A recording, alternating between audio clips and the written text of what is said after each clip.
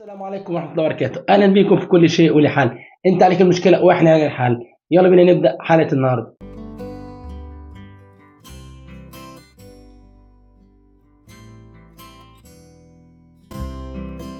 الشاب عنده على بتقول عرفت إن أختي حامل وهي مش مخطوبة أصلا. المهم أنا اللي لاحظت واتكلمت معاها وقلت لها لازم نعرف بابا وماما. هي عيلة لسه في سنة أولى ثانوي، وأنا وديتها للدكتور وقال لي الحمل لازم ينزل عشان هي ضعيفة، وعرفنا إنه كان بيطلع لها من زمان لما كنا كلنا بننزل ونسيبها في البيت لوحدها، وأنا عاقبتها. انا اللي صارحت ابويا وامي وانا كنت موت حرفيا. المهم عرفنا انه جارنا وبابا كلم ابوه وامه وكده، وهيكتبوا كتابهم من الاسبوع الجاي. دلوقتي عادي لو بعد الكتاب بشهر مثلا او حاجه اتطلقت، هي لسه صغيره وهو كمان معهوش حاجه، لسه احنا كلنا مغيبين عن الوعي بسبب إيه اللي حصل. نكتب ونبقى نطلقهم، نكتب ويفضلوا سوا قدام عينينا عشان ممكن يغلطوا تاني من غير غلط لو سمحت. مبدئيا يعني هي عادي يعني تكون حامل وهي حتى مخطوبه؟ لا طبعا الموضوع غلط، طبعا اللي حصل ده مصيبه وكارثه بكل مقاييس، والبنت طبعا مدانه، واهلك للاسف ابوك وامك مدانين ان ازاي حاجه زي كده تحصل وقدام عينهم هم ما ياخدوش بالهم منها. بس الكلام ده مش وقت. هو اصلا حل اللي حضرتك قلتيه ان هم مثلا انتوا يكتبوا الكتاب ويقعدوا كده فتره ويتطلقوا.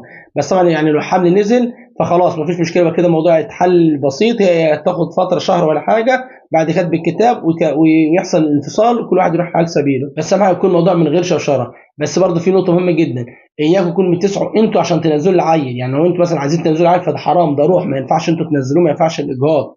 الاجهاض دوت حرام شرعا وحرام قانونا، تمام، ومجرم قانونا. فهي هي لو القصه كلها ان انتوا اللي عايزين تجهضوا البنت او مش حالتها هي اللي تستدعي الاجهاض، فده حرام عليكم، انتوا كده بتعملوا غلط، فغلط دي روح. لا هو فعلا الدكتور اجزم بكده واكد ان هي لازم يحصل الاجهاض عشان خاطر هي مش هتقدر تكمل في الحمل او في خطر عليها وخطر على الجنين، فخلاص يبقى كده لا يكلف الله نفسا الا وسعها. لو الحمل مش هينفع ينزل او ان هي هتضطر انها تكمل الحمل، فخلاص لازم تكتبوا الكتاب وتعملوا فرح كبير عشان الناس كلها تعرف، عشان الطفل دوت يبقى معروف من نسبه ويعرف من اهله. وساعتها بقى لو عايزين يكملوا بعد يكملوا، عايزين يتطلقوا. وشكرا، مش هقول لكم حاجه، ربنا يهدي لها حالها يا رب.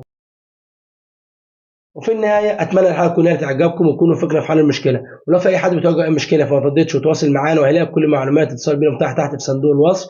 تواصل معانا واحنا ان شاء الله نحاول نساعده في اقرب وقت.